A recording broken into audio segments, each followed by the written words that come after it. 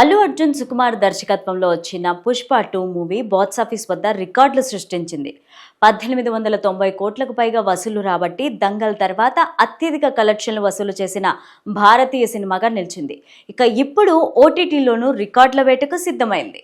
గతేడాది డిసెంబర్ 5న విడుదలైన Pushpa 2 black buster hit గా నిలిచింది. సినిమా విడుదలైన దాదాపు 2 నెలలు కావస్తున్నప్పటికీ చాలా చోట్ల కలెక్షన్లు రాబడుతోంది. ముఖ్యంగా సంక్రాంతి తర్వాత థియేటర్లలో రిలీజ్ అయిన రీలోడెడ్ వర్షన్ మూవీ వసూళ్లను మరింత పెంచాయి. అయితే ఇప్పుడు బ్లాక్ బాస్టర్ మూవీ ఓటీటీలోకి వచ్చేసింది. గత కొన్ని వారాల నుంచి పుష్ప 2 ఓటీటీ విడుదల గురించి పలు రూమర్లు వచ్చాయి.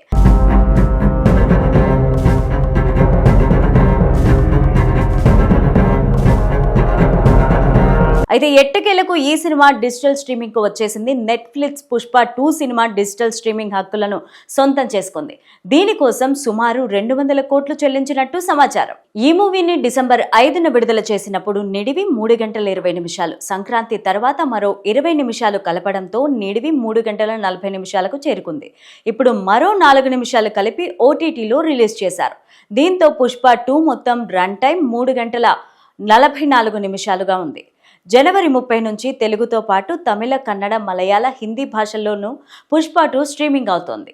పుష్ప 2 రీలోడెడ్ వర్షన్ ఓటీటీలోకి వచ్చేసింది. అంతేకాదు నెట్ఫ్లిక్స్ ఓటీటీలో అప్పుడే టాప్ ట్రెండ్ అవుతున్నట్టు తెలుస్తోంది. ఓటీటీలోనూ పుష్పరాజ్ తన ఫైర్ చూపించేలా ఉన్నాడంటూ సోషల్ మీడియాలో టాక్ మొదలైంది.